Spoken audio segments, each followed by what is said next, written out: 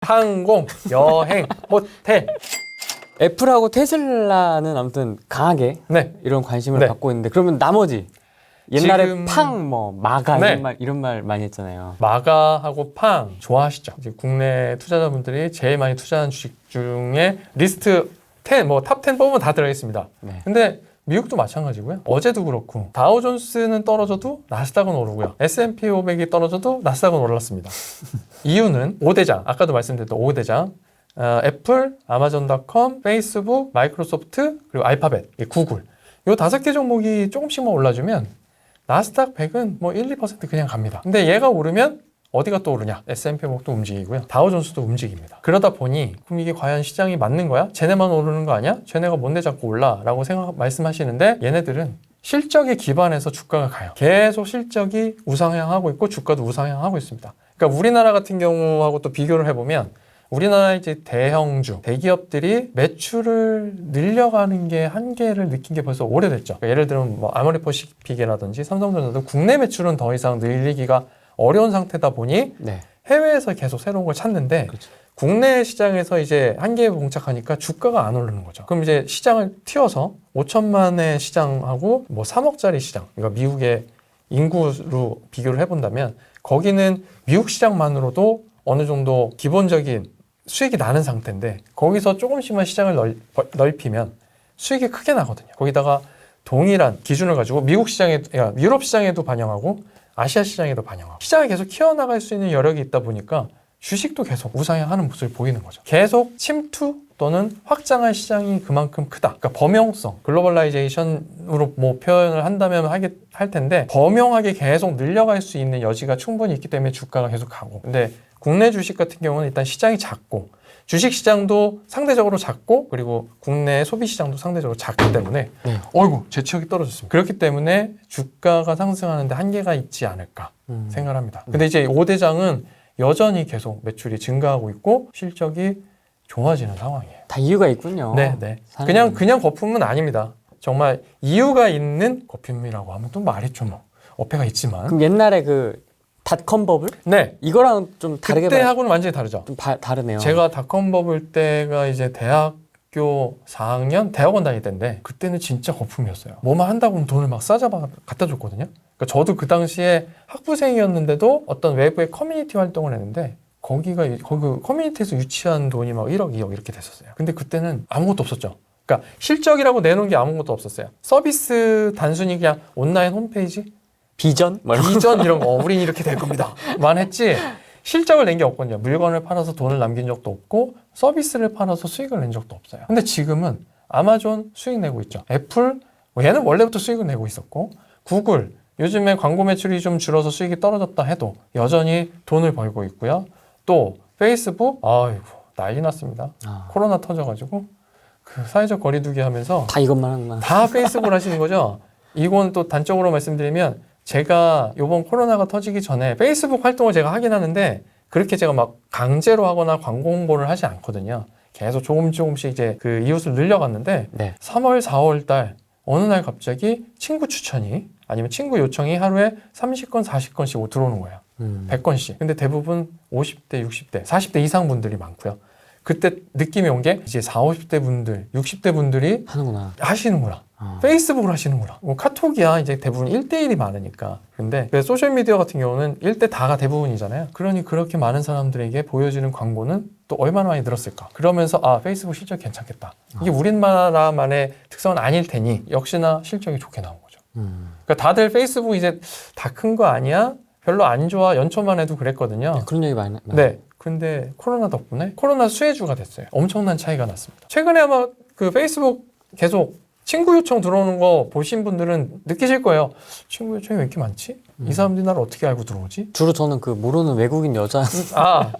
특정 있습니다. 네. 매일 같은 사진인데 이름이 바뀌는, 국적도 바뀌고. 네. 오늘도 저 하는 건 어떠더라고요? 엄청 오더라고요. 네.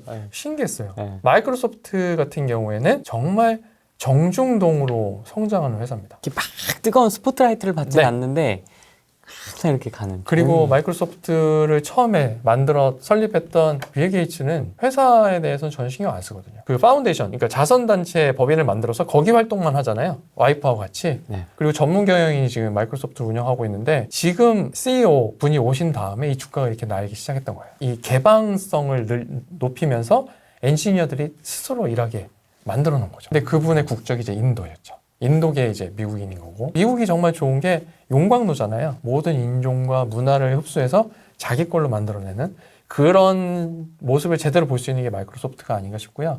지금 마이크로소프트가 계속 핫한 것 중에 하나는 클라우드 서비스. 더불어서 지금 제일 뜨거운 거는 틱톡이죠. 틱톡 인수하겠다고 나서서 틱톡만 인수하면 판이 달라질 것이다 라고 얘기하는데, 거기에 또 덩달아 지난주에 월마트가 틱톡을 인수하기 위해서 우리는 마이크로소프트랑 얘기 중이야 라고 했어요. 그러면서 월마트 주가가 또 큰 폭의 상승을 했습니다. 그리고 어저께 월마트는 월마트 플러스라고 해서 이것도 일종의 구독 서비스를 시작을 했는데요.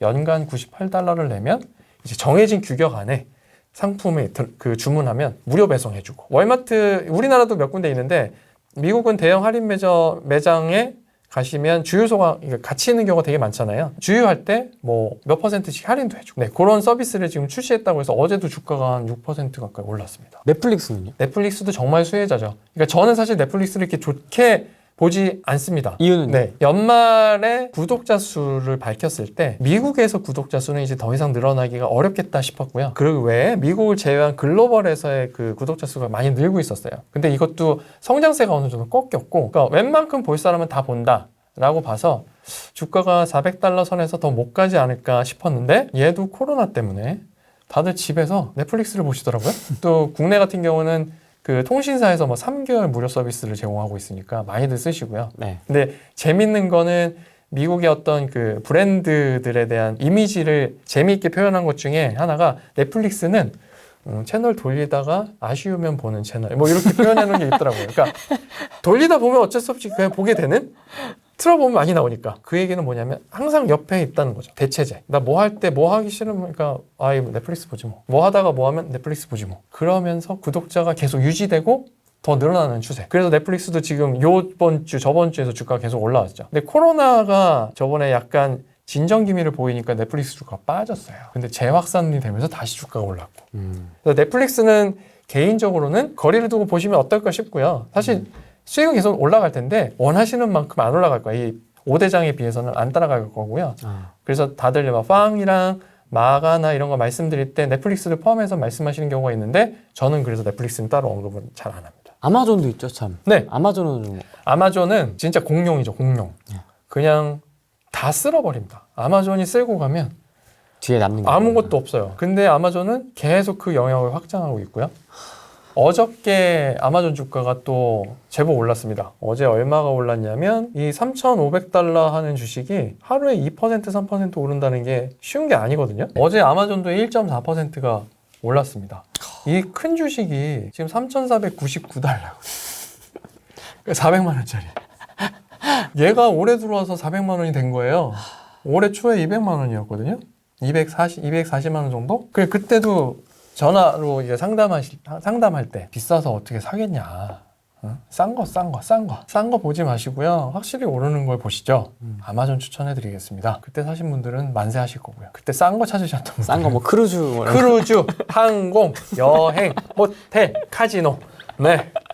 거의 뭐 몰빵하셨던 분들이 계실 텐데 피 많이 보셨을 거고요.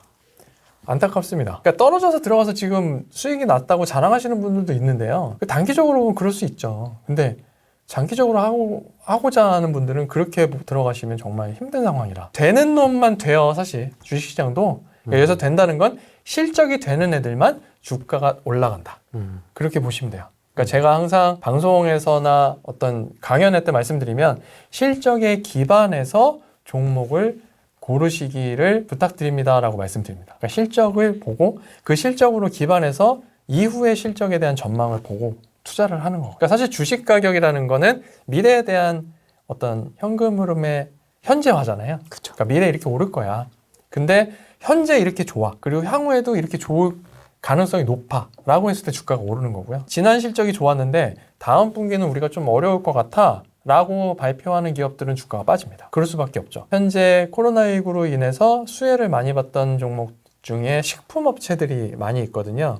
오늘 제가 토마토TV에서 소개했던 캠벨 수프 들어봤는데? 아시죠? 이렇게 깡통, 앤디 워홀이 그 캠벨 수프 깡통을 가지고 티셔츠도 만들고 그림도 그려갖고 되게 유명해졌는데 원형 깡통인데 이제 빨간색 테두리가 있고 치킨 누들 스프 해갖고 이런 것들 많이 팔아요. 토마토 스프 이렇게. 근데 그 회사가 정말 어려웠어요. 2010년 중반 이후로 식음료 쪽의 경쟁이 워낙 심하다 보니까 많이 어려웠는데 올해 들어와서 이제 날랐죠. 왜냐?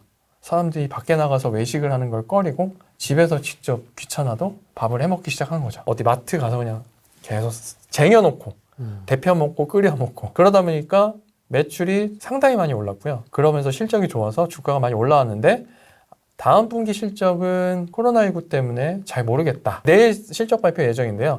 이렇게 얘기를 하게 되면 주가는 빠질 거예요. 그리고 실제로 그렇게 다음 분기 실적이 예상이 되지 않는다고 해서 주가가 빠지는 회사들이 더러 있습니다. 그래서 실적에 기반한 투자 하실 때는 그 실적 발표할 때 다음 분기에 대한 가이던스, 전망치를 발표하거든요. 그거까지 꼭 같이 확인하시면 좋겠습니다. 실적까지 다 확인을 하면서 투자를 하시는 초보자분들이 많을지는 잘 모르겠습니다. 어렵죠. 사실 어렵습니다. 그러다 보니까 어떻게 투자를 해야 되는데 라고 하시는데 그런 경우에는 그 우리나라처럼 시장이 작아서 실제로 증권사에서 매수 의견을 내도 주가가 빠지고 강력 매수 의견을 내도 주가가 빠지는 경우가 많아요. 근데 미국은 시장이 워낙 크고 정보 그 불균형이 낮아요. 그러다 보니까 IB나 어떤 리서치 증권사에서 바이 또는 스트롱 바이 내면 보통 주가가 이틀에서 5일 정도는 상승합니다. 그리고 실적 발표 결과가 좋으면 주가가 상승해요. 2, 3일 정도는 기본적으로. 그러다 보니까 잘 몰랐어. 늦게 봤어. 그래도 그 이후에 매수를 하셔도 크게 손해보는 일은 없습니다. 이게 정말 다른 거예요. 더 페어하다고 해야 되나? 네. 그렇게 보시면 돼요. 그러니까 뭔가 좀 데이터에 기반해서 더 오픈돼 있는. 움직이고요. 정보 균형도가 훨씬 높다. 그리고 시장이 워낙 크니까 이 효과가 퍼져나가는데 시간이 걸리는 거예요. 주가가 시장이 좋아. 주식을 사야 되겠다라고 생각을 하는 분들이 바로 단타를 하는 분들은 그날 사지만 대부분은 미국 분들도 그렇게 자주 보지를 않으시거든요. 근데 로빈후드 때문에 지금 미국도 우리나라처럼 단타하는 분들이 많이 늘긴 했는데 가자. 네네. 그러니까 그런 측면에서 보면 실적을 보고 천천히 따져보고 투자를 하셔도 늦지 않다. 네, 그렇게 말씀드릴 수 있겠습니다.